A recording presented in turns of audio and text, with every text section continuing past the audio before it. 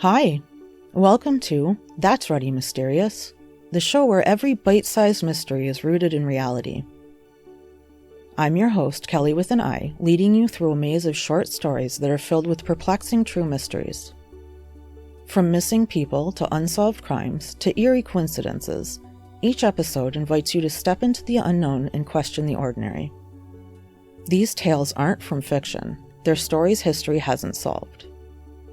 Whether you seek suspense, love curious facts, or are just drawn to stories that linger in your mind, That's Ready Mysterious is your weekly passport into the truly strange, baffling, and unforgettable. Tune in and let the mysteries begin. Transcripts and references for all episodes can be found at that'sreadymysterious.wordpress.com. No apostrophe and no exclamation point. Today's tale is about the Big Gray Man of Ben MacDhui. Professor of Organic Chemistry at University College London, Norman Colley, was one of the first people to see the Big Gray Man in 1890. He said that he had been returning from the natural cairn at the summit of Ben MacDhui when he heard footsteps that weren't his own. He said, "Every few steps I took, I heard a crunch, then another crunch, as if someone was walking after me, but taking steps 3 or 4 times the length of my own. I said to myself, this is all nonsense. I listened and heard it again, but could see nothing in the mist. As I walked on and the eerie crunch sounded behind me, I was seized with terror and took to my heels, staggering blindly among the boulders for 4 or 5 miles, nearly down to Roathy Murchis Forest. Whatever you make of it, I do not know, but there is something very queer about the top of Ben MacDhui, and I will not go back there again by myself, I know." What is the Big Gray Man of Ben MacDhui? Ben MacDhui is the highest peak of the Cairngorms Mountain range in Cairngorms National Park. It's at the center of the Arctic Lake Cairngorms Plateau. It is a wilder place than nearby Ben Nevis. Ben MacDhui is inhabited by a diverse wildlife such as deer and wildcats. It is one of the 6 great peaks of the Scottish Cairngorm Mountains and is the second highest peak in the British Isles, standing 1,309 meters, or 4,295 feet high. The highest peak is Ben Nevis. The Cairngorms are in the East Highlands of Scotland. The Big Gray Man, or MacDhui Liathmore in Gaelic, is supposedly 10 feet tall and very thin. He has long limbs and short, dark hair. He also has broad shoulders and an olive complexion. He resides on Ben MacDhui and the Cairngorm Mountains. The Big Gray Man is like a yeti in that both myths look very similar. He is commonly seen below the skyline near Lerrig Grew Pass. Sometimes he appears as a mist or fog that blankets the land and sea. People who encounter the Big Gray Man frequently say that they felt like they were being watched or followed and had a feeling of dread. Some people say that they saw a dark blur that blotted out the sky. Some say that they felt like something cold touched them or brushed by them. Some hear a high-pitched humming or singing sound. Some say they hear a strange whining or ringing noise. Some have even heard a deep voice speaking in Gaelic. Feelings of fear and despondency are frequently described, and some report a strange draw toward the cliff edge, like a presence is trying to push them over it. Other names for the Big Gray Man are Liathmore, Vierliath, and the Gray Man.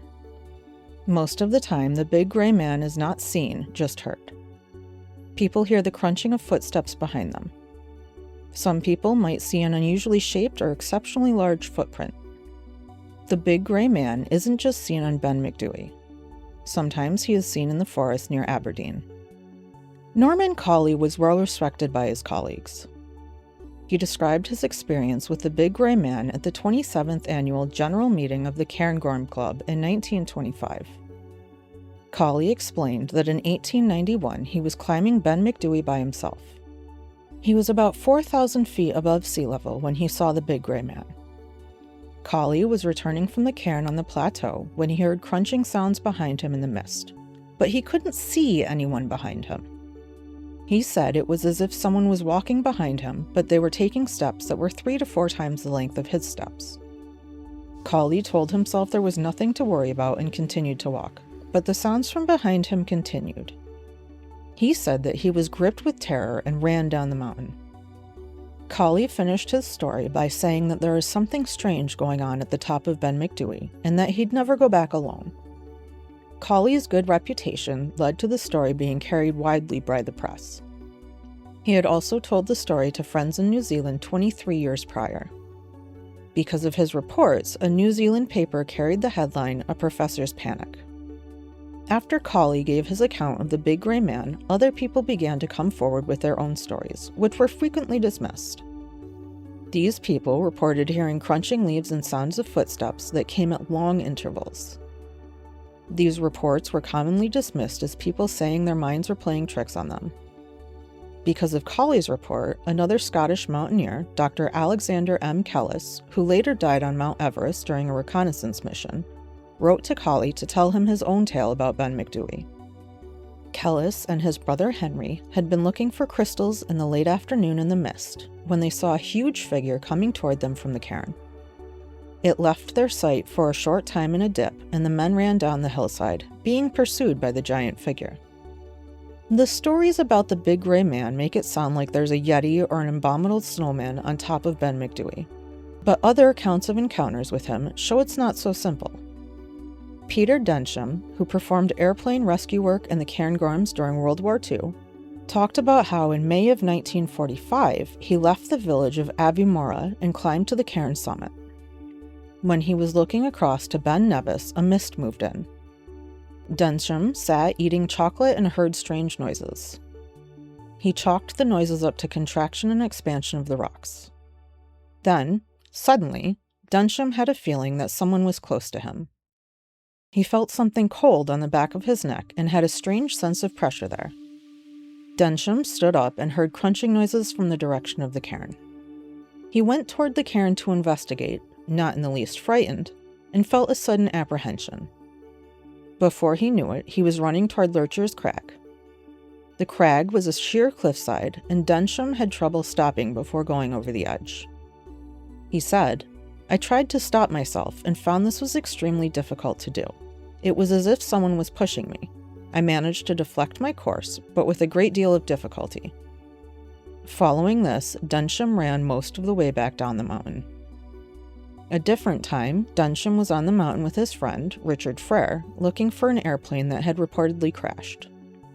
Densham was sitting near the cairn when he heard Frere talking to himself. Densham soon realized that Frere was talking to someone else. He said he went to Frere and soon found himself joining in the conversation. He described it as a strange experience which felt like it had a psychic characteristic, and that they talked to an invisible entity for some time. Before long, they realized that no one was there except the two of them. Densham said that afterward, neither man could remember the substance of the conversation. When Aflac Gray, who was writing a book titled The Big Gray Man of Ben MacDhui, asked Frere about the incident, Frere said he didn't remember it. He did, however, have some stories of his own. Frere described Ben MacDhui as the most mysterious mountain I have ever been on. He told Gray about a day when he had climbed to the high pass of Lerrig Gru above Ben MacDhui and had sat watching the cliffs of Lurcher's Crag below him, with its waterfall. Frere found himself falling into a weird and disagreeable line of thinking, so he left. That line of thinking then turned into depression and apathy, and he was suddenly aware that he wasn't alone. He said that a presence was very close to him and moved very softly in the summer wind. He described it as abstract but very real. Then Frere noticed that the mountain was no longer silent when he heard a high singing note, which stayed the same and seemed to be coming from the very dirt of the mountain. The sound continued until he passed below Lurcher's Crag, when it became so faint that he wasn't sure it was ever there. Although the sound stopped, the presence remained with him. He felt a flash of terror, and then the presence was gone. Frere also told Gray about a friend who had stayed on the mountain overnight. Frere would not identify the friend, but said that he stayed the night to win a bet. The friend set up his tent by the cairn and started to feel a familiar sense of fantasy and the morbidly analytical directioning of thought. He fell asleep and awoke to a feeling of fear of a greater nature. He saw something through a crack in his tent and lay inside frozen in terror. The shadow then went away. The friend opened the tent flap and looked out, seeing a great brown creature was swaggering down the hill. He thought the creature must be 20 feet high and was covered in brown hair. It was standing too erect to be a huge ape. In October of 1943, Alexander Tunyon was out climbing on Ben MacDhui.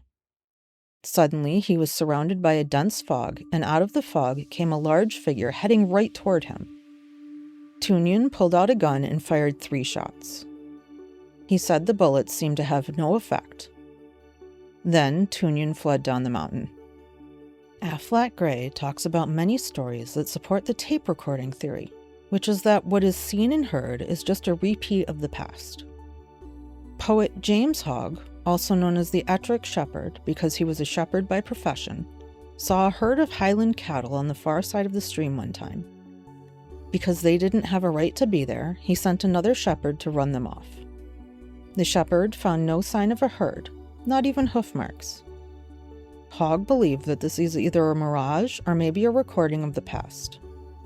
Perhaps the strangest and most interesting explanation Gray came across was from Captain Sir Hugh Rankin Bart and his wife. Rankin was a Mahayana Buddhist and his wife was a Zen Buddhist. They were cycling from Roathi Murchis to Mar via the Larag Gru Pass. Even though it was July, it was cold in the pass. At the pools of Dee, suddenly the couple felt a presence behind them. Rankin turned around and saw a big, olive-complexioned man dressed in a long robe and sandals with long flowing hair. Rankin recognized the stranger as Bodhisattva, one of the perfected men that controls the destiny in the world. The presence spoke to them in a language they believed to be Sanskrit, and Rankin replied in Urdu.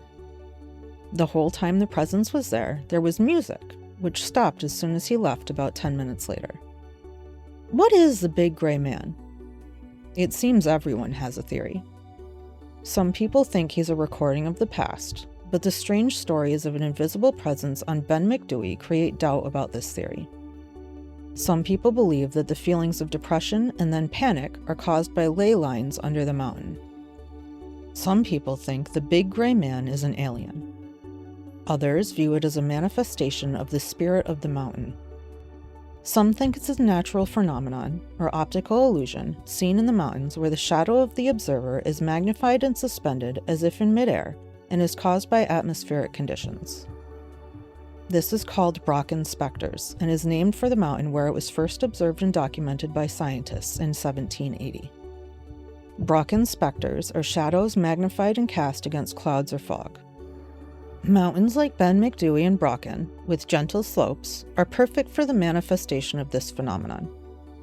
Some people believe that the Big Gray Man is a real creature living in the mountains. Others think it's an illusion or hallucination caused by natural stimulus mixed with exhaustion and isolation. Most of the reports of footsteps, moving stones, and strange noises are probably caused by unseen animals. Changing temperatures on the mountain could cause rocks to split and crack as ice forms in crevices. This sometimes causes rocks to fall, as well as other movements. The sense of dread that so many feel could be caused by cold and fatigue. In the same vein, fear and loneliness can be caused by the remote and desolate nature of the mountain. What is the Big Gray Man of Ben MacDhui? Is the phenomenon caused by ley lines? Or maybe it's just some animals up on the mountain? Is it just an example of Brocken specters? What do you think? Thank you for joining me on our adventure through today's mystery. The stories that That's Ready Mysterious covers are often stranger than fiction. If you enjoyed today's tale, subscribe to make sure you never miss a story that challenges the ordinary and reveals the mysterious. Until next time, keep questioning and remember the world is full of mysteries yet to be explored.